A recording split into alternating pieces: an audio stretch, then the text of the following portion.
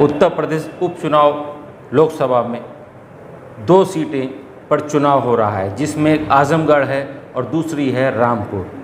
और रामपुर में हमारे साथ हैं समाजवादी पार्टी के वरिष्ठ नेता और लोकसभा के प्रत्याशी आसिम राजा साहब। आज उनसे बात करते हैं कि उनका जो टिकट हुआ है और वो अचानक से एकदम उनका नाम सामने आया है, तो इसको लेकर वो क्या कहते हैं। जी, आपका स्वागत है हमारे कार्यक्रम में। शुक्रिया। आपका अचानक से एकदम से नाम आना, तो किस रूप में देखते हैं आप इसको? ये हमारे लीडर का, हमारे कायद का फैसला है। उन्होंने अपने एक आम से कार्यकर्ता पर भरोसा जताया है। मेरा उनसे एक लंबा वक्त का संपर्क है, 40 साल हो गए राजनीति में जी। और उन सेवक की हैसियत से, आज़म खान साहब के पार्टी के कार्यकर्ता की हैसियत से, आज़म खान साहब के कार्यकर्ता की हैसियत से काम किया है। मेरे लिए खुशी की बात है कि उन्होंने एक बहुत छोटे से वर्कर पर ये भरोसा जताया और इतनी बड़ी जिम्मेदारी उन्होंने अचानक मुझे देने का फैसला किया है। मैं उनका शुक्रगुजार भी हूँ और ये कोशिश भी इंशाल्लाह करता रहूँगा कि जिस तरह मैंने अब तक उनका भरोसा हासिल किया, आइंदा भी उनकी तवक्कुआत पर पूरा उतर सकूँ। अच्छा, बात करें रामपुर की, तो रामपुर जो है वो आजम साहब का गढ़ माना जाता है। बेशक। उन्होंने जिसको भी यहाँ से लड़ाया जी, लगभग 99% वो व्यक्ति जीता जी। और वो चाहे लोकसभा हो, चाहे विधानसभा हो, चाहे कोई सा भी चुनाव हो या सरकार बनाने तक की बात हो, तो वो कहीं ना कहीं जीता और उस जगह पहुंचा। तो जयाप्रदा जब यहाँ आई तो उनको भी उन्होंने चुनाव जिताया, वो भी लोकसभा में गई। उसके बाद वो खुद भी लड़े, वो भी जीते, लोकसभा गए, कई बार विधानसभा के चुनाव लड़े और वो जीते। बिल्कुल। और लगभग अब शायद 11वीं बार वो विधानसभा में गए, 10वीं बार गए। तो किस रूप में देखते हैं कि इतने बड़े नेता का साथ मिलना और उनके शहर से आपको लोकसभा प्रत्याशी बनाया जाना आपके लिए कितनी खुशकिस्मत की बात है? देखिए, आज़म खान साहब ने 1977 में यहाँ राजनीति शुरू करी, पहला चुनाव लड़ा जी। आज 45 साल हो गए, आधी सदी हो गई लगभग जी। इस आधी सदी तक आज़म खान ने रामपुर को ही अपनी राजनीति का केंद्र बनाया है और बिलाशुबा ये आज़म खान हिंदुस्तान के अकेले लीडर हैं जो एक ही कॉन्स्टिट्यूंसी से 10 बार विधायक बन गए, लोकसभा का इलेक्शन जीता जैसा आपका जी। रामपुर के लोगों से उनके बड़े करीबी, बड़े मोहब्बत के रिश्ते हैं। आज़म खान साहब चाहे सत्ता में रहे हों या अपोजिशन में रहे हों, उन्होंने जनता से संपर्क बनाए रखा है। जनता के मसाइल को हल करने में हमेशा दिलचस्पी ली है और हल किया है। जब इक़्तिदार में आए तो उन्होंने अपनी ताकत से रामपुर को जितना बेहतर से बेहतर बना सकते थे वो किया है। रामपुर का चेहरा बदला, रामपुर का चरित्र बदला, यहाँ की जो कमियाँ थी उसको दूर करने की कोशिश की हैं। यहाँ तालीम के लिए काम किया है, जौहर यूनिवर्सिटी जैसा शानदार इदारा बनाया है। यहाँ सरकारी इमारतों का नई इमारतें बना कर नया अस्पताल दिया, नया रोडवेज दिया, नगर पालिका दिया और कई इमारतें, बहुत सी तारा मंडल दिया। यहाँ के गली सड़कों कूचों को नया किया, लोगों को बुनियादी सहूलतें फराहम की, यहाँ रामपुर का इंफ्रास्ट्रक्चर को मजबूत किया। तो उनका बहुत करीबी रिश्ता है और उनके काम हैं, उनकी मोहब्बतें हैं, इसीलिए लोग 45 साल से उनको जिताते आ रहे हैं, उनके प्रतिनिधियों को जिताते आ रहे हैं। जैसा आप कह रहे हैं, जिसको जिस इलेक्शन में वो खड़ा करते हैं लोग उसको सपोर्ट करते हैं। मैंने आपसे अर्ज़ किया कि मेरे लिए बड़े गर्व की बात है, बड़ी खुशी की बात है कि मेरे कायद ने, मेरे लीडर ने मेरे ऊपर इतना भरोसा किया है। मैं एक बहुत छोटा सा आम सा कार्यकर्ता हूँ, उनकी राजनीति में हिस्सा लेता हूँ, उनके इलेक्शन लड़ाता हूँ, उनके मिशन को, उनकी तहरीक को आगे बनाने में जो मुझसे हो सकता है अपनी सलाहियत के एतबार से वो मैं करने की कोशिश करता हूँ। मेरे इतिहास को देखते हुए, मेरे कामों को देखते हुए, मेरे लगाव को देखते हुए उन्होंने आज ये जिम्मेदारी देने का फैसला किया है। तो जाहिर है दिल की गहराइयों के साथ उनका शुक्रगुजार हूँ। ये भरोसा कायम रहे, ये दुआ करता हूँ, मैं इसके लिए कोशिश भी करता रहूँगा। और जो रिज़ल्ट रामपुर का आवाम आज़म खान साहब को हर इलेक्शन में उनके काम की बुनियाद पर, उनकी मोहब्बत की बुनियाद पर देता रहा है, वही रिज़ल्ट इंशाअल्लाह इस इलेक्शन में भी निकलेगा। आज भी लोग उनके साथ हैं। अभी 3 महीने पहले जब आज़म खान जेल में थे और इलेक्शन यहाँ हुआ एक शानदार ऐतिहासिक कामयाबी उन्होंने हासिल की है। ये पार्लियामेंट का चुनाव भी इस रामपुर में एक नया इतिहास बनाने जा रहा है। आपने बहुत अच्छी बात कही कि वो जेल में थे और उसके बावजूद भी वो बम्पर वोटों से जीते। बम्पर वोटर थे। तो क्या लगता है कि आज़म खान जो हैं वो लोगों के दिलों पर राज करते हैं? बेशक, क्योंकि बाहर होता है जो व्यक्ति वो तो सबसे मिल लेता है, अपनी बात कह लेता है, रूठों को मना लेता है, लेकिन जेल में रहने के बाद इतने बम्पर वोटों से जीतना किस रूप में देखते हैं? 2.25 साल जेल में रहे, एक लंबा टाइम। जी, जब लोगों के जहन बदल जाते हैं, लोग कुछ और सोचने लगते हैं, दूसरी आज़म खान पार्टियों की साहब- तरफ भी नज़र जी घुमाते हैं। और दूसरी पार्टियों ने या रूलिंग पार्टी जो थी जी, हमारी, जो शासन कर रही है उत्तर प्रदेश में, उस पार्टी ने आज़म खां के साथ फर्जी मुकदमे लगाने का जो षड्यंत्र रचा और उनको इतने लंबे टाइम जेल में रखा, उसके पीछे भी तो यही है कि आज़म खां की राजनीतिक शक्ति को कम कर दिया जाए, उन्हें तोड़ दिया जाए। लेकिन आज़म खां एक बहुत मजबूत और पक्के इरादे का नेता है, न वो टूटे न पब्लिक उनसे हटी। आज भी पब्लिक पूरी तरह उनके साथ है और जेल में रह के इतिहास बनाया है पब्लिक ने। आज जेल से बाहर है, इतिहास एक नया बनेगा अब लोकसभा इलेक्शन में रामपुर में। इतने मुकदमे दर्ज होने के बाद भी लोगों का भरोसा कायम है। आज़म खान साहब पे कायम है। तो क्या मानते हैं सरकार या जो अधिकारी इस मिशन को चला रहे थे वो फेल हो गए या कामयाब हुए आपकी नज़र में? 100% फेल हो गए और जो ज़्यादतियाँ उन्होंने की हैं उसकी भी एक तारीख है और आने वाले लोग उसको देखेंगे कि किस कदर फर्जी ज़्यादतियाँ हुई हैं। झूठ, फर्जी कार्रवाइयाँ बहुत देर नहीं टिक पाती हैं। हमारी शीर्ष अदालत ने जो रिमार्क किए हैं, जो फैसले दिए हैं, वो अपने में एक इतिहास है।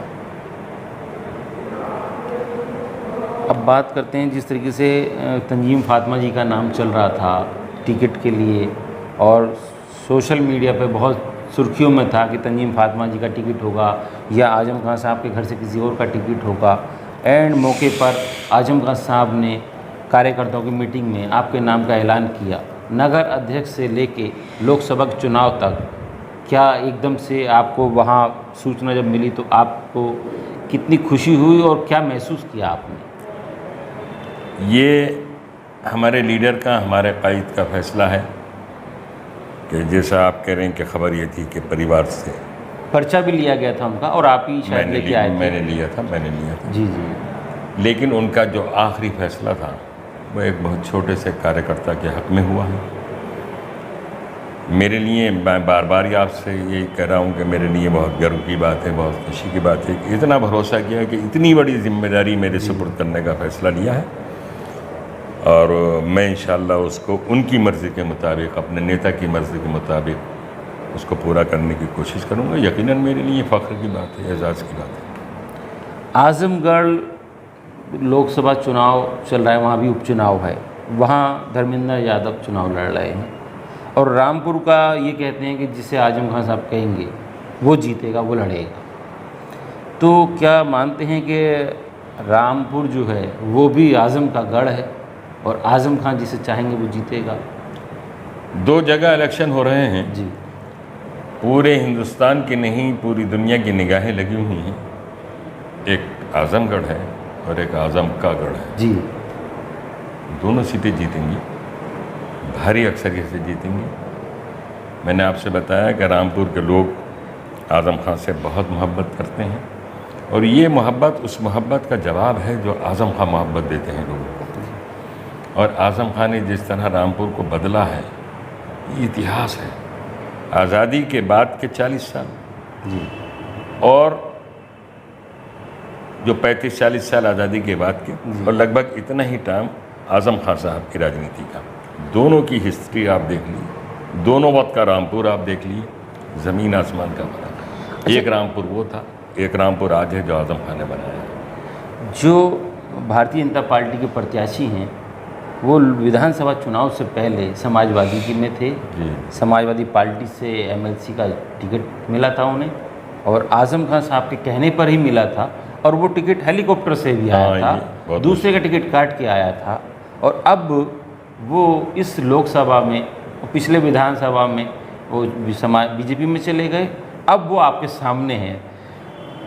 कुछ फ़ोटो वायरल हो रहे हैं सोशल मीडिया में जिसमें वो माइक पे खड़े हैं और शायद वो पार्टी कार्यालय का ही फ़ोटो है और आप उनके साथ में खड़े हैं। तो क्या लगता है कि एक कदम पीछे थे और अब आमने सामने हो गए हैं आप दोनों?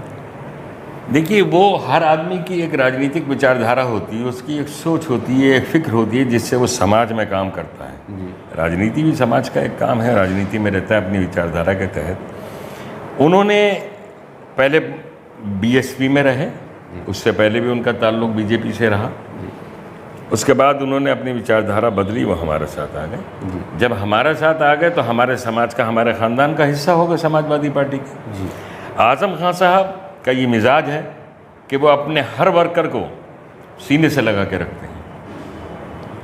उन्होंने, ज़ाहिर है मुझसे बहुत बाद उनका राजनीति में, यहाँ समाजवादी में दाखिल हुआ था, लेकिन आज़म खान साहब ने उनको एमएलसी का टिकट दिया।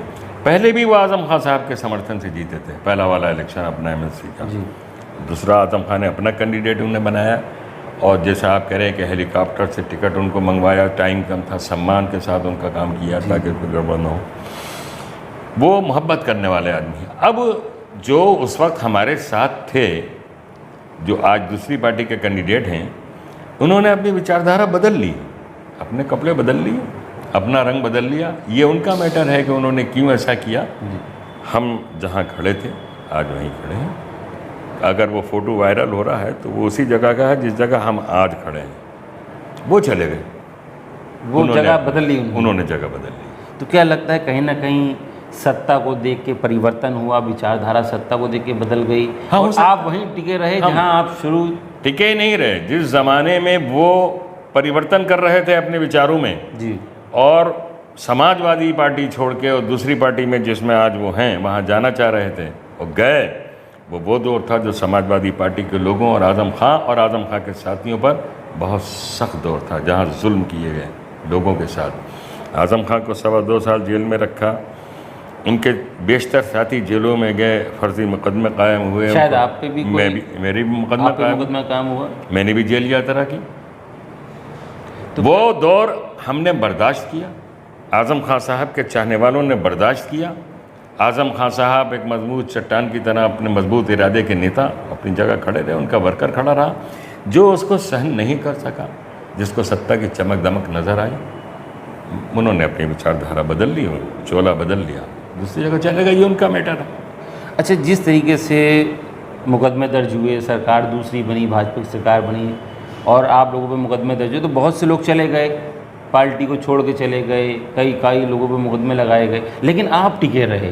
जी, आप साथ खड़े रहे, आप पे भी मुकदमा लगा, आप मजबूती से रहे, आप जेल भी गए।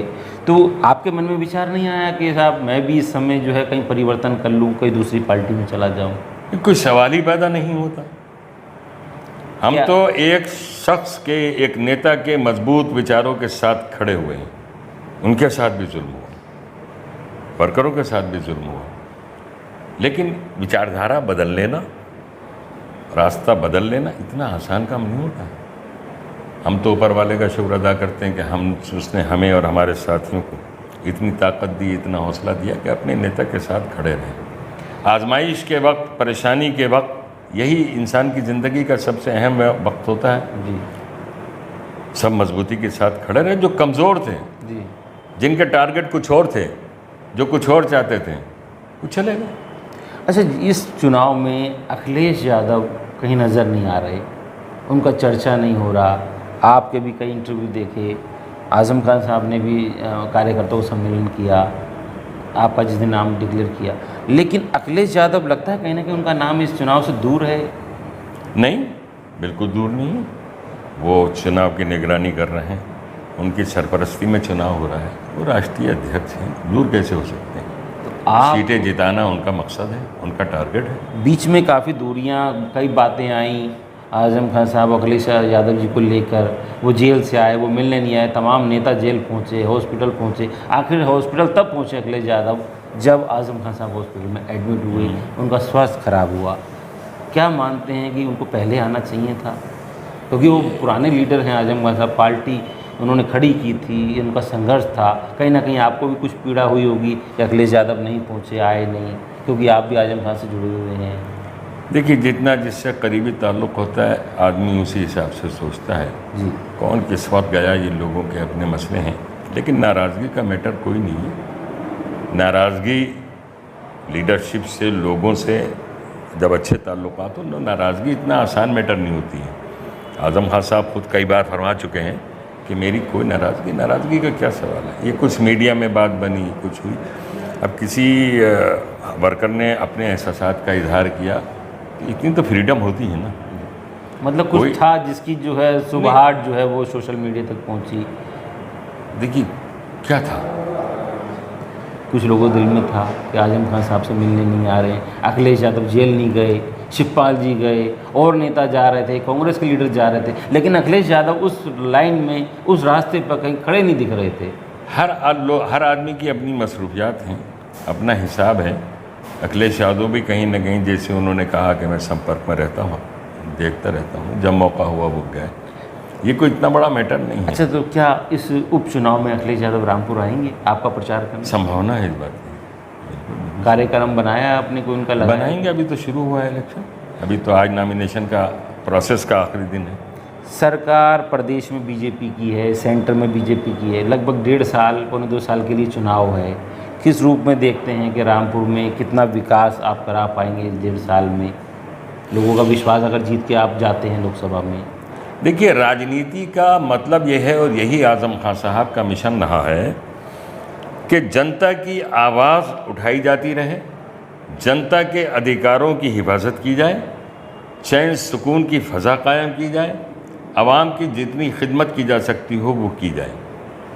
सत्ता में रहें या अपोजिशन में रहें, अपोजिशन में रहने के बाद और ज़्यादा जिम्मेदारी हो जाती है। आज़म खान का 40-45 साल का राजनीतिक सफ़र, जिसमें अपोजिशन का टाइम ज़्यादा है, सत्ता का टाइम कम है, तो जाहिर है अपोजिशन के ज़माने में भी हम नेता की कुछ यूटिलिटी रही ना, जिसकी वजह से लोग मोहब्बत करते हैं। तो अपोजिशन में राजनीतिक जिम्मेदारियां कम नहीं होती हैं। ज़रूरी नहीं कि सत्ता हो, सत्ता तो जो कुछ कर रही है आप देख ली, लोग कितने परेशान हैं।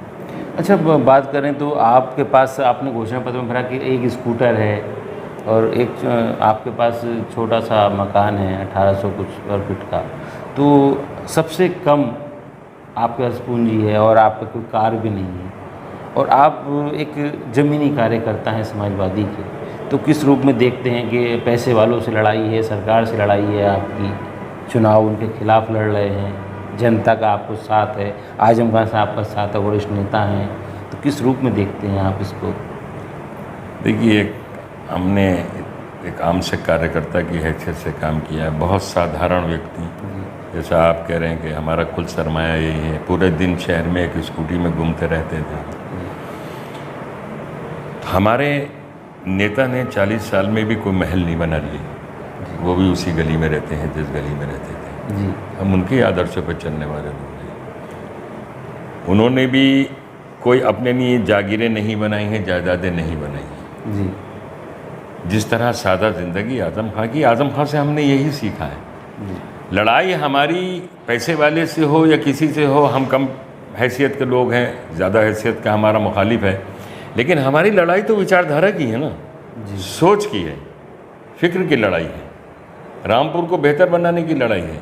लड़ाई इस बात की है कि ईमानदारी के साथ राजनीति में रह के लोगों की आवाज़ हुकूमत के कानों तक पहुंचाई जाए, जब हम अपोजिशन में हों, असम्बली में पहुंचाई जाए, पार्लियामेंट में पहुंचाई जाए, और जब हमारे पास सत्ता की शक्ति हो, ताकत हो, तो आवाम की बेहतरी के लिए काम किए जाएं।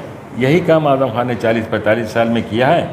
हम उनके आदर्शों पर चलने वाले लोग। आप लोकसभा जीत के जाते हैं, और तो आप रामपुर के लिए, जो रामपुर में जो आज़म खान साहब के साथ हुआ या जो उनके साथ यूनिवर्सिटी के साथ हुआ, तो क्या उन मुद्दों को लेके आप लोकसभा में उनके मुद्दे उठाएंगे? पहली आवाज़ यही होगी जी, अगर मौका ऊपर वाले ने दिया, लोगों ने प्रेम दिया और वहाँ तक पहुँचे, पहली आवाज़ यही होगी कि रामपुर के साथ, आज़म खान के साथ, उनके शिक्षा के मिशन के साथ, उनकी जौहर यूनिवर्सिटी के साथ जो ज़्यादतियाँ हुई हैं, पहली आवाज़ हमारी यही होगी, यही हमारी लड़ाई होगी।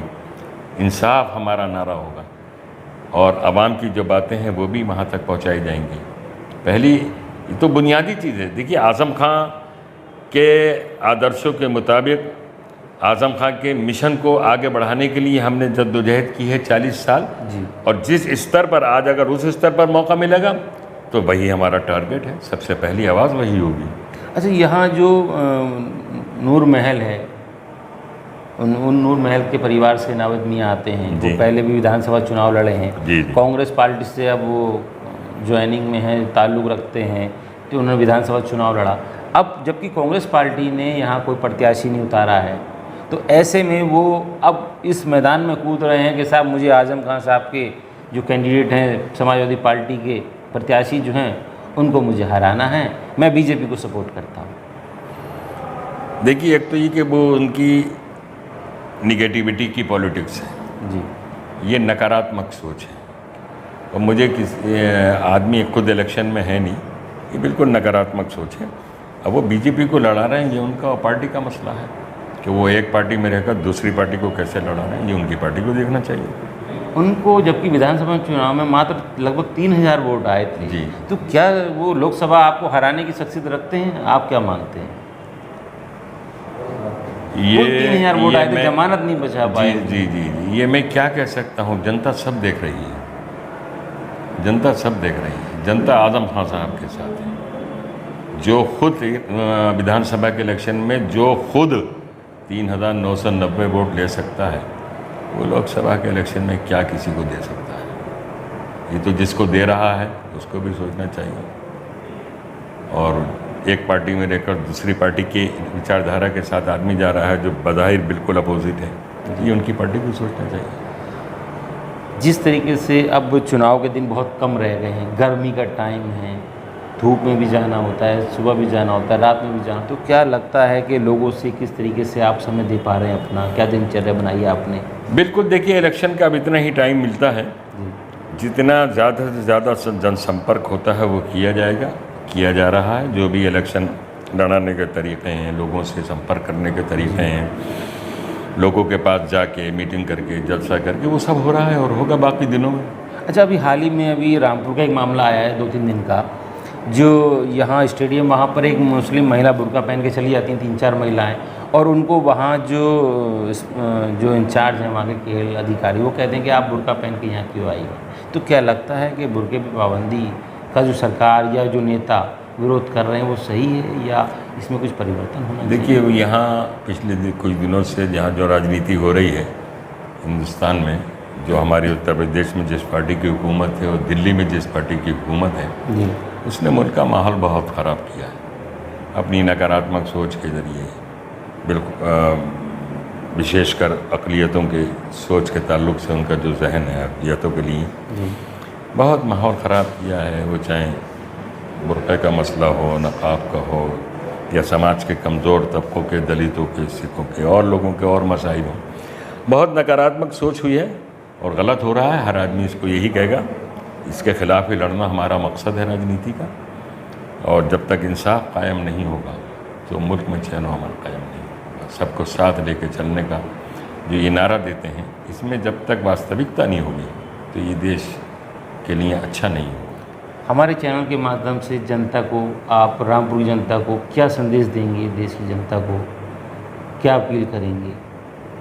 मैं इस मौके पर यही कहना चाहूँगा कि देश की जनता ये सोचे कि जो नकारात्मक माहौल, जो नफ़रत की फ़ज़ा हिंदुस्तान में कायम करने की कोशिश की जा रही है, उन लोगों के हाथ से वो ताकत छीन जाए। लोगों को सोचना चाहिए जो हिंदुस्तान का माहौल, महंगाई, इंतशार, बदअमनी, इन तमाम चीज़ों को लेकर है, प्यार मोहब्बत के साथ रहना हिंदुस्तान में, ये गुलदस्ता है, तरह तरह के फूल हैं इसमें। रामपुर में भी आज़म खान साहब की जो राजनीति रही है जी। वो भाईचारे की राजनीति रही है, अमन व अमान की राजनीति रही है। आज़म खान साहब के राजनीतिक कार्यकर्ताओं में ये एक बहुत खूबसूरत गुलदस्ता है जिसमें हिंदू, मुसलमान, सिख, ईसाई सब मिलकर काम करते हैं। वो ऐसी विचारधारा है तो कि समाज के कुछ तबकों से नफ़रत करने वाली विचारधारा है।